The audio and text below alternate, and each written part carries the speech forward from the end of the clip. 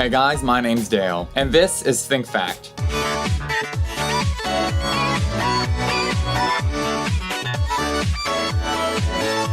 Some people call it football, others call it soccer, but how did this happen? So, let's find out. Now, the concept of kicking a ball is far older than the sport we have today. I mean, it doesn't take a rocket scientist to figure out how to make a game out of kicking something. That said, the Greeks, the Romans, the Chinese, the Native Americans, the Japanese, and the Australian Aboriginals all had their own competitive and non-competitive games, all involving kicking a ball around. But it would be the Romans who settled in Great Britain who would be the ones who brought something that would last for centuries and centuries. I mean, out of all the people who have been able to conquer Great Britain over the centuries, the one thing they couldn't conquer was the love for football. And today we call that type of football that they had back then mob football, being that it is the people of today who decided to call the game that they played back then mob football. Why is it called mob football? Well, mob football really didn't have a lot of rules, besides the fact that there would typically be some designated locations for goals. Your job really was to just get the ball to the goal you're supposed to get it at by any means possible. You could kick the ball, you could carry the ball, you could throw the ball, you could juggle the ball. Beyond that, you could pretty much play it wherever, and there was no limit to how many people could play. If you want to have 10,000 people on your team, go ahead and do it. I hear it's almost like you're a part of an actual mob. Oh, I get the name now. Well, hold up. There is one rule, technically. You're not allowed to kill anybody. I mean, doing that would most likely get you instantly disqualified. I mean, you'd probably get like today's equivalent to a red card, you know? And nobody wants to be a big inconvenience on their team. But given that there is an endless amount of people with pretty much no rules playing a game where you're chasing after a ball trying to get it to one area, I can imagine there being some death.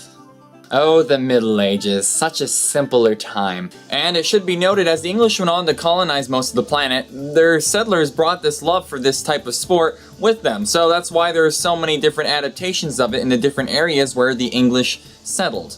And there's still some types of mob football, and I say some, because you're probably not going to find the ones that are really violent, that are still played in the United Kingdom during special events. So if this sounds like it's up your ballpark, go have a shot at it. You need like a speakerphone to do like a huddle. Now it was around the 1800s when people really started realizing, hey, this game would probably be a lot more fun if we had some rules. So they did just that. Surprised it took them so long. But by the time people wanted to start putting rules in the game, everybody was kind of well situated on where they wanted to bring the game, what direction they wanted it to go, and what kind of rules they wanted to apply.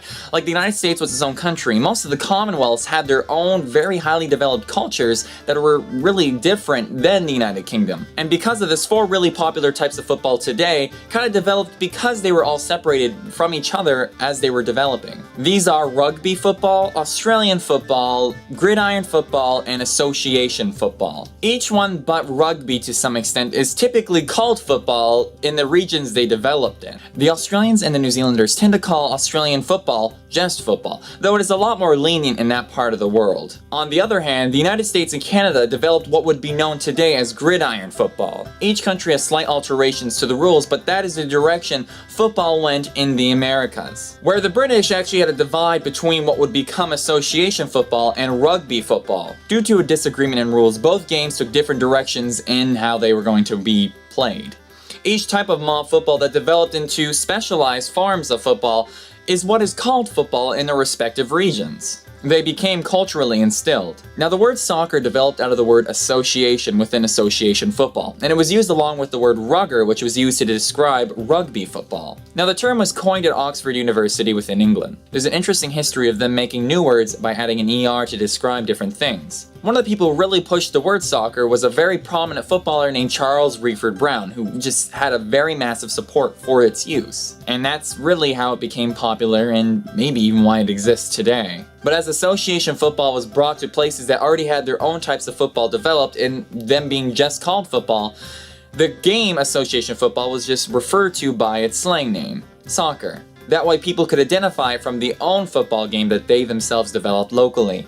So is the term soccer wrong? No, it's just used to describe the specific type of football game that is being played, association football. and it's really only prominent in countries that had their own type of football already, using the word football to describe it, along with a few nations that call it soccer due to being influenced by other nations that call it soccer, like Japan being influenced by America, and the word soccer is typically more used in Japan. You tend to find football more common in countries that didn't have anything to confuse it with, which is why when Oxford students went out through Europe to teach people their games, like say for instance in Spain, where some locals and Oxford students created the Real Madrid team, they could just call it football because there was no need to incorporate association. The word football to describe the game was all that was necessary. But even with that, the name of the game is association football. That's why the English translation to FIFA, which is the International Federation of Association Football, it's called association football because that's the game that it's playing. That's the type of football it is. So in the end, should it matter? No. There is no right or wrong answer. It is football and it is soccer. It's association football. The term soccer is just used to help people in their own culture.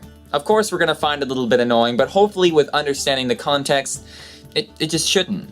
It's a game with a very complex yet fascinating history. So I hope you guys enjoyed that. My question for you guys is what do you call association football within your own country? I do know some places in the world actually have a completely special word for it. If you want to share that, do that too. And if any of you are interested in learning some fun facts about the World Cup, the channel Plethrones made a pretty awesome video that I would advise any of you to go see. Give you something to do. So with all that said and done, my name's Dale, this is ThinkFact, and remember, never stop learning. Thanks for watching. If you guys like my videos, please stay in tune for more. More videos over the facts that almost everybody missed.